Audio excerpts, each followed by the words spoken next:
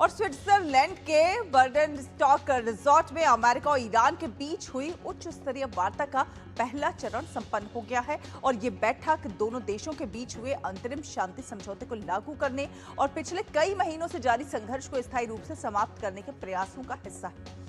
बैठक में अमेरिका की ओर से उपराष्ट्रपति जेडी वेंस शामिल हुए, जबकि ईरान का प्रतिनिधित्व विदेश मंत्री अब्बास अरागची और संसद अध्यक्ष मोहम्मद बागिर गालिबाफ ने किया। वार्ता का मुख्य फोकस लेबनान में जारी संघर्ष को रोकना और क्षेत्रीय तनाव कम करना रहा। दोनों पक्ष लेबनान में हिंसा को रोकने की एक साझा डी कॉन्फ्लिक्शन सेल बनाने पर सहमत हुए हैं और इसके अलावा स्टेट ऑफ हॉर्मुज़ में व्यापारिक जहाजों की सुरक्षित आवाजाही सुनिश्चित करने के लिए विशेष संचार तंत्र स्थापित किया गया है। अंतरिम व्यवस्था के तहत अगले 60 दिनों तक व्यापारिक जहाज बिना किसी शुल्क के इस मार्ग से गुजर सकेंगे। हालांकि बातचीत के दौरान अमेरिकी राष्ट्रपति डोनाल्ड ट्रंप के एक बयान के बाद माहौल कुछ समय के लिए तनावपूर्ण हो गया। ट्रंप ने अपने बयान में कहा कि ईरान ने यदि स्ट्रेट ऑफ हॉर्मुज़ बंद किया तो वो देश नहीं बचेगा। हालांकि वार्ता पर इस बयान का कोई असर नहीं पड़ा और अब स्थायी समझौते का मसौदा तैयार करने के लिए तकनीकी अधिकारियों की बातचीत पूरे सप्ताह स्विट्जरलैंड में जारी रहेगी। ये 60 दिनों के उस राजनयिक मिशन का हिस्सा है जिसका उद्देश्य अमेरिका और ईरान के बीच स्थायी शांति समझौते तक पहुंचना है। तो युद्ध खत्म करने पर दोनों ही देश जो है वो सहमत होते नजर आ रहे हैं। तो अब खत्म होगा यूएस ईरान के बीच जो युद्ध चल रहा है और 60 दिन में तैयार होगा ये स्थायी शांति समझौते का मसौदा। अखिलेश सुमन हमारे साथ जुड़ गए हैं ज्यादा जानकारी के साथ। अखिलेश, एक उम्मीद की किरण और एक अच्छी खबर के तौर पर हम इसे देख सकते हैं। निश्चित तौर पे उम्मीद की किरण तो है, क्योंकि लंबे समय से इस बात की प्रतीक्षा थी कि ईरान और अमेरिका के बीच में एक बार फिर से बातचीत शुरू हो और वो बातचीत कल स्विट्जरलैंड में हुई है। एक दौर की बातचीत हुई है, तकरीबन 18 घंटे जो है वहाँ दोनों तरफ के नेताओं ने बिताए हैं। अभी तेहरान की टीम वहाँ से वापस ईरान की टीम वहाँ से वापस तेहरान की तरफ लौट चली है। यूएस की टीम भी वहाँ से लौट जाएगी अमेरिका। लेकिन जो स्विट्जरलैंड के जो होस्ट हैं, जो जिन्होंने इस पूरे चीज़ को होस्ट किया, उन्होंने कहा है कि अब इसके बाद जो है तकनीकी वार्ता की शुरुआत होगी। मतलब दोनों तरफ के जो तकनीकी वार्ताकार हैं वो अभी मौजूद हैं स्विट्जरलैंड में। मतलब जो परमाणु मसले पे जो बातचीत होनी है कि कैसे ईरान के संवर्धित यूरेनियम को डिस्पोज ऑफ करना है, उस पर बातचीत, कैसे ईरान का जो फंड है जो फ्रीज हो पड़ा है बैंकों में, विभिन्न बैंकों में, उस फंड को कैसे रिलीज किया जाएगा, ये दूसरी बात। स्टेट ऑफ हॉर्मुज़ को अस्थायी तौर पे खोलने की बात, और उसके अलावा लेबनान और में जो हिजबुल्लाह का जो ठिकाना है और उसके और इजराइल के बीच में जो पूरी तरह संघर्ष को खत्म करने की बात। ये तो चार अखिलेश यहाँ पर आपसे ये जानना चाहेंगे कि वो कौन कौन से बिंदु हैं जिन पर ये दोनों देश एकमत हैं और वो कौन कौन से बिंदु हैं जिन पर जो है पेच फंसता हुआ नजर आ सकता है।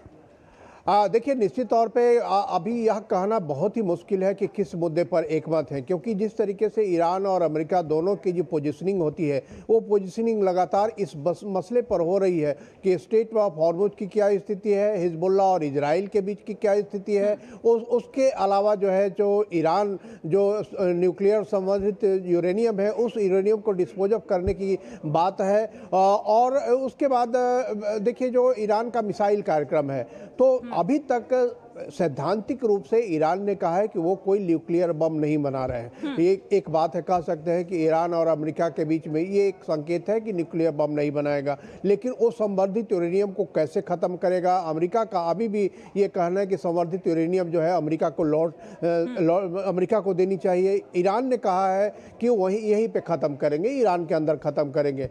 मिसाइल कार्यक्रम के बारे में अभी तक ईरान ने कोई वादा नहीं किया है। अमेरिका ने हाँ ये कहा है कि हम आपके फंड को डिफ्रीज करेंगे, मतलब आपका फंड जो बैंकों में जमा है उसको हम रिलीज कर सकते हैं। तो ये कह सकते हैं कि एक बात पे सहमति है कि ईरान को फंड मिलेगा।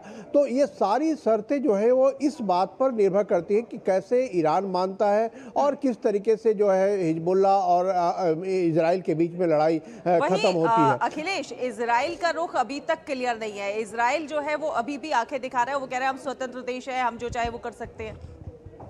बिल्कुल, बिल्कुल, यही बात सबसे महत्वपूर्ण है कि उन्होंने जो डी कॉन्फ्लिक्शन सेल बनाया है, अमेरिका और ईरान ने मिलकर, कि आगे कोई भी घटना होगी तो उस पर हम लोग संपर्क करेंगे, बात करेंगे, स्ट्रेट ऑफ हॉर्मुज़ की भी स्थिति पर बात करेंगे, हिजबुल्लाह और इजराइल पे भी बात करेंगे। लेकिन सबसे महत्वपूर्ण बात यही, ईरान है उसमें, अमेरिका है, लेबनान है, लेकिन इजराइल नहीं है। तो इजराइल उस पर इन तीनों की जो बातचीत होगी, उसका इजराइल की सेहत पे कोई फर्क नहीं पड़ने वाला है। अगर थोड़ा सा भी, तो मतलब ये कह सकते हैं कि ये जो डी कॉन्फ्लिक्शनल सेल बना है, सिर्फ वो है कि हिजबुल्लाह कोई हमला न करे इजराइल की तरफ, तब माना ये जा रहा है कि इजराइल उसके बाद हमला नहीं करेगा। तो यही है, अगर इजराइल उसमें नहीं, अगर लेकिन इजराइल के नहीं होने का मतलब ये है कि इजराइल निश्चित तौर पे अपनी तरफ से स्वतंत्र है। अगर इजराइल कोई वादा नहीं कर रहा है, अगर लेबनान ने, हिजबुल्लाह ने नहीं किया, फिर भी वो हमला कर सकता है।